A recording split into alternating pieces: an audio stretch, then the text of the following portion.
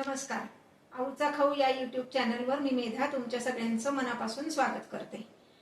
One pot cooking या series मधली पुढची रेसिपी मी आज दाखवणार आहे. चवळीची उसळ. कुठलंही वाटण घाटण करायची काही गरज नाही. फोडणी आणि आपले नेहमीचे घरातले मसाले म्हणजे कमीत कमी पदार्थ वापरून आपण ही उसळ करणार आहोत. नो ओनियन नो गार्लिक अशा पद्धतीची चवळीची उसळ. चला तर मग रेसिपी बघूयात. चला तर मग रेसिपीला सुरुवात करूयात. चवळीची उसळ. इथे गॅसवर कुकर ठेवलेला आहे. त्यामध्ये फक्त 1 टेबलस्पून एवढं तेल घालणार आहे. गॅसची फ्लेम मोठीच ठेवायची. तेल तापलं की मग त्यात आपण फोडणीचं साहित्य घालणार आहोत. जेव्हा आपण कुकरमध्ये भाज्या करतो तेव्हा कुकर स्वच्छ धुवून तो कोरडा करून घ्यायचा आहे. त्याला अजिबात पाण्याचा अंश ठेवायचा नाही. नाहीतर पाणी खूप तापल्यावर जसा त्याचा वास येतो पाण्याचा एक विशिष्ट तसा वास भाजीला येतो. म्हणून स्वच्छ कोरडा करून त्याला अजिबात पाण्याचा ओलावा नकोय असा कुकर आपण वापरणार आहोत. आता तेल घातलेलं आहे. तेल तापलंय का कसं ओळखायचं तर एखादा मोहरीचा दाणा त्यात टाकून बघायचा. त्याचा आवाज आला तडतड असा की तेल तापलंय असं समजायचं.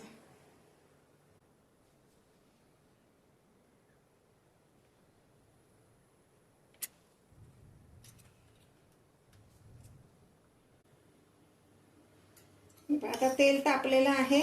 त्यामध्ये आपण घालणार आहोत 1 छोटा चमचा मोहरी,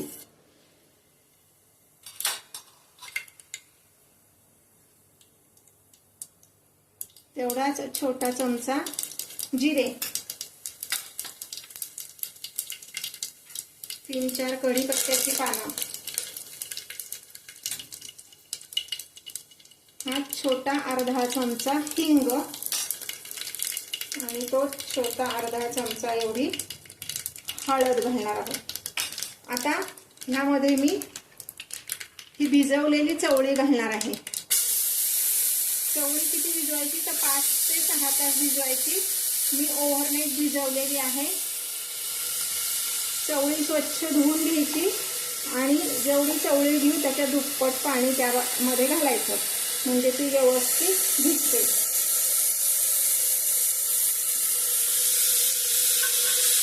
चवळी न भिजवता सुद्धा तुम्ही ही उसळ करू शकता. ज्याला परतून घ्यायचंय. आता मी गॅस बारीक केलाय बाकीचे मसाले घालेपर्यंत. 1 चमचा मीठ घालायचंय. मिसळणीच्या डब्यात जो छोटा चमचा असतो तेवढा चमचाभर लाल तिखट. त्याच छोट्या चमच्यानी 2 चमचे एवढा गोडा मसाला. तुम्ही सब्जी मसाला किंवा आपला मिसळचा मसाला मिळतो तो घातलात तरी सुद्धा चालेल. ह्यात आपण घालणार आहोत 1 मोठा चमचाभर गूळ. गूळ ऑप्शनल आहे. तुम्हाला आवडत नसेल तर नाही घातलात तरी चालेल. आणि साधारण 1 मोठा चमचा एवढी कोथिंबीर. हे सगळं आपण व्यवस्थित मिक्स करून घ्यायचं.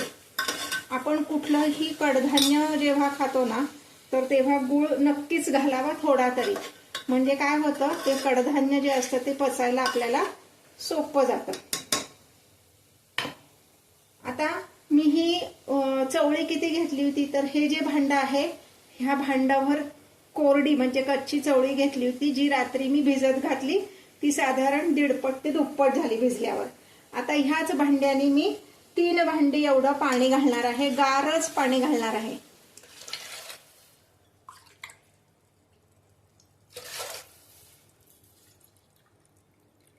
थोडीशी रस असलेली अशी ही उसळ आपली तयार होणार आहे.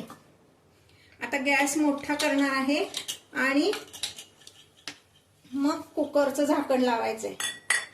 मी ज्या रेसिपीज तुम्हाला दाखवते त्या जर तुम्हाला आवडत असतील तर माझ्या चॅनलला लाईक शेअर आणि सबस्क्राईब करायला विसरू नका.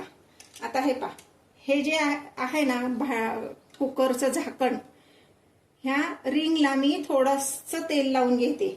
रिंगला पण आणि जिथे आपण शिट्टी लावणार आहे तिथे पण.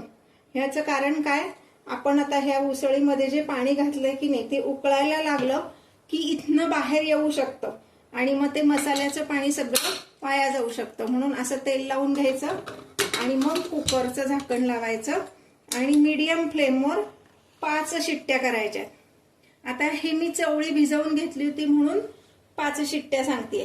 जर तुम्ही न भिजवता चवळी वापरलीच, नुसतीच धुवून तुम्ही फोडणीत घातलीत, तर मात्र तुम्हाला 8 ते 10 शिट्ट्या कराव्या लागतील. हे पहा, आता मी गॅसची फ्लेम दाखवते. ही आहे लो फ्लेम, ही आहे मीडियम फ्लेम आणि ही आहे हाय फ्लेम.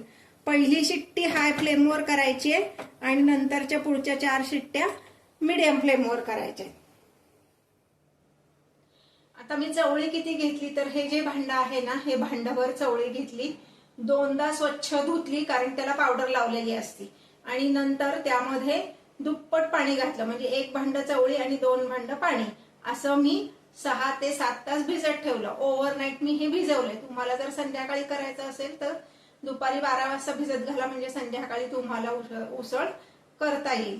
आता ही चवळी मी भिजवून घेतलेली असल्यामुळं 4 शिट्ट्या किंवा 5 शिट्ट्यांमध्ये ही शिजेल. पण जर तुम्ही न भिजवता चवळी वापरली तर मात्र तुम्हाला 8 ते 10 शिट्ट्या कराव्या लागतील. हे पहा, आता हा कुकर आपला तयार आहे. मी जरा खाली उतरवून मग झाकण काढते.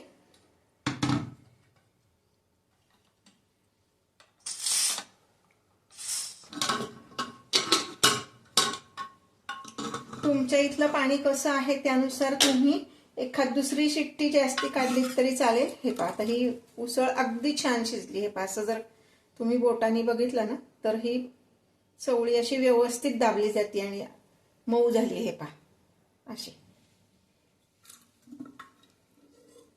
आपण मुद्दाम थोडासा रस ठेवलाय. उसळ ही थोडीशी रस असलेली असली की दुसरे काही भाजी किंवा आमटी नसली तरी चालते, म्हणून थोडासा रस आपण ह्याला, थोडासा म्हणजे बऱ्यापैकी आपण रस याला ठेवलेला आहे. मी जे व्हिडिओज तुम्हाला दाखवते ते जर तुम्हाला आवडत असतील तर लाईक, शेअर आणि सबस्क्राईब करायला विसरू नका. ह्या आधी पण मी 2-3 व्हिडिओज असे अपलोड केलेले आहेत की जे एकाच भांड्यात तुम्ही भाजी तयार करू शकता. ते पण बघा आणि ही पण उसळ करून बघा आणि कमेंट करायला विसरू नका.